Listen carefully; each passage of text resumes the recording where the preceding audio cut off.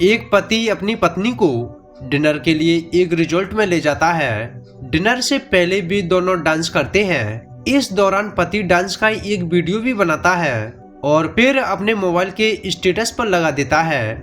लेकिन ठीक इसके कुछ घंटे बाद अचानक पत्नी का कत्ल हो जाता है। इसके बाद दुखी पति कातिल को पकड़ने की मांग को लेकर धरने पर बैठ जाता है।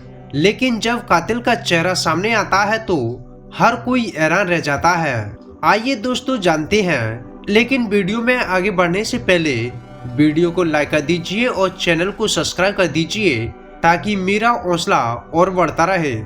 लुधियाना में रहने वाला कार बैटरी का कारोबारी आलोक मित्तल 16 फरवरी रविवार की रात अपनी पत्नी लिप्सी को लेकर अपने घर से करीब 25 किलोमीटर दूर डिनर के लिए एक रिजॉर्ट में जाता है। दोनों रात 10:15 बजे वहां पहुंच जाते हैं और करीब 1 घंटा तक आलोक मित्तल अपनी पत्नी के साथ हर पल को बेहद खुशगवार माहौल में गुजारता है। बाकायदा इसके बाद लिप्सी के साथ डांस करता है और डांस करते हुए वह अपने मोबाइल में वीडियो बनाता है और अपने व्हाट्सएप स्टेटस पर लगा देता है। वह लोगों को दिखाना चाहता है कि वह दोनों पति पत्नी कितने खुश हैं। फिर डिनर करते हैं और रात लगभग 12 बजे के आसपास दोनों अपने घर के लिए रवाना हो जाते हैं। रिजॉर्ट से कुछ किलोमीटर आगे बढ़ने पर अचानक आलोक मित्तल वॉशरूम जाने के बहाने कार रोक देता है। कुछ पल बाद वो फिर से आगे बढ़ा देता है। थोड़ी दूर आगे जाकर वो फिर से कार रोकता है। कार रोकते ही कार की पार्किंग लाइट ऑन कर देता है। बस इतनी ही देर में अचानक 4-5 लोग वहां पहुंचते हैं और पहले लिप्सी पर फिर आलोक पर हमला कर देते हैं। लिप्सी के सारे गहने उतारने के बाद वो उस पर चाकुओं से वार करते हैं और फिर उसे कार के नीचे फेंक देते हैं। चाकू के 2-4 घाव आलोक को भी लग जाते हैं। इसके बाद लुटेरे उसी कार में बैठकर फरार हो जाते हैं। थोड़ी देर बाद पास में मौजूद एक ढाबे वाला लिप्सी की चीख पुकार सुनता है और मौके पर पहुंचकर पुलिस को इस घटना की जानकारी दे देता है। बाद में पुलिस लिप्सी और आलोक को अस्पताल ले जाती है। आलोक एक बिजनेसमैन होने के साथ साथ पॉलिटिकल पार्टी आम आदमी पार्टी का नेता भी था। सुबह होते होते लुटेरों के हाथों लिप्सी के कत्ल और लूटपाट की खबर पूरी लुधियाना में फैल जाती है।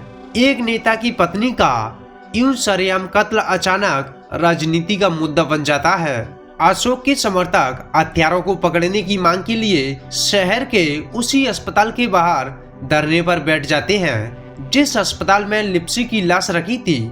आलोक को इस हादसे में हाथ और पैर पर मामूली खरोंच आती है।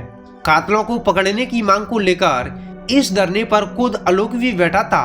तब तक वहाँ मीडिया भी पहुंच जाती है। मीडिया आलोक से वारदात के बारे में सवाल पूछती है। आलोक यहाँ तक कहता है कि मेरा सब कुछ बर्बाद हो गया।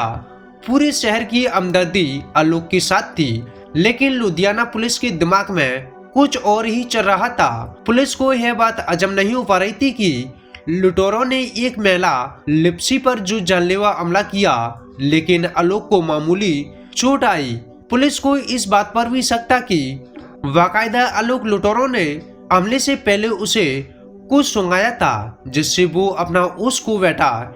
यह बात आलोक ने मीडिया से भी कही, लेकिन इलाज के दौरान जब डॉक्टरों ने चेक किया तो आलोक का यह दावा झूठा निकला।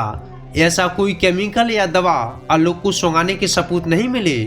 यहाँ से पुलिस का शक और गहरा होना शुरू हो जाता है। जब पुलिस ने खामोशी से आलोक के कॉल डिटेल और लोकेशन को खंगालना शुरू किया, इसके जरिए जानकारी मिलती है कि रात वारदात के फौरन उसने एक मैसेज किया था। उस मैसेज में उसने सिर्फ एक शब्द लिखा था, डन। यह मैसेज उसने अपनी गर्लफ्रेंड को भेजा था। छानबीन करने पर पता चला कि आलोक की एक गर्लफ्रेंड है। आगे की जानकारी में यह भी पता चलता है कि आलोक अपनी गर्लफ्रेंड से शादी करना चाहता था और इसके लिए वो लिप्सी को तलाक देना चाहता था, लेकिन लिप्सी तलाक देने को तैयार नहीं थी। इधर पुलिस आलोक के बारे में जानकारी जुटा ही रही थी कि उधर एक दूसरी टीम लुटेरों को तलाश कर रही थी। इंतफाक से एक लुटेरा भी पुलिस के हाथ लग चुका था। अब कत्ल की कहानी पुलिस के सामने थी, मगर दिक्कत यह थी कि आलोक खुद धरने पर बैठा था। लोगों की हमदर्दी उसके साथ थी, वैसे भी उसकी बीवी का कत्ल हुआ था। अब ऐसे में पुलिस उसे धरने से उठाकर कैसे गिरफ्तार करे। तब पुलिस ने एक प्लान बनाया। केस की पूछताछ के नाम पर आलोक का मेडिकल कराने के लिए उसे धरने से उठाकर अस्पताल ले जाने की बात कही। लोगों को भी यही लगा कि पुलिस चेकअप के लिए आलोक को अस्पताल ले जा रही है, लेकिन पुलिस उसे सीधे थाने ले आई और जब तसल्ली से तमाम सबूतों को दिखाते हुए उससे पूछताछ शुरू हुई और आखिरकार आलोक ने अपना जुर्म कबूल कर लिया। आलोक ने जो कहानी पुलिस वालों को सुनाई वो कुछ यूं थी। सुपारी देने के बाद अब आलोक ने कत्ल की साजिश रचनी शुरू की। प्लानिंग है थी कि लिप्सी का कत्ल कुछ इस अंदाज में हो कि किसी को उस पर शक ना हो। बस इसलिए उसने संडे को लिप्सी को लुधियाना के एक शानदार रिजॉर्ट में डिनर पर ले जाने का फैसला किया।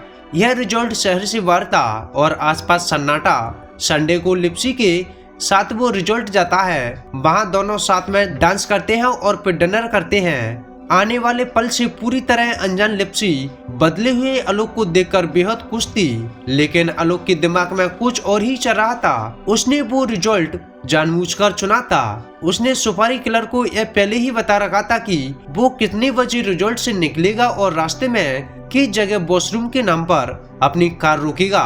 उसने यह भी बता रखा था कि कार रोकने के बाद जैसे ही वो कार की पार्किंग लाइट जलाएगा, इसका मतलब हुआ कि लिप्सी पर हमला करने का रास्ता साफ है। इसी के बाद करीब 12 बजे वो रिजॉर्ट से निकला और एक जगह अपनी कार रोक देता है, लेकिन लुटेरे वहां नहीं पहुंचते। असल में सिग्नल के तौर पर आलोक पार्किंग लाइट जलाना भूल गया था। उसे अपनी इस गलती का एहसास होता है और वो कार आगे बढ़ा देता है।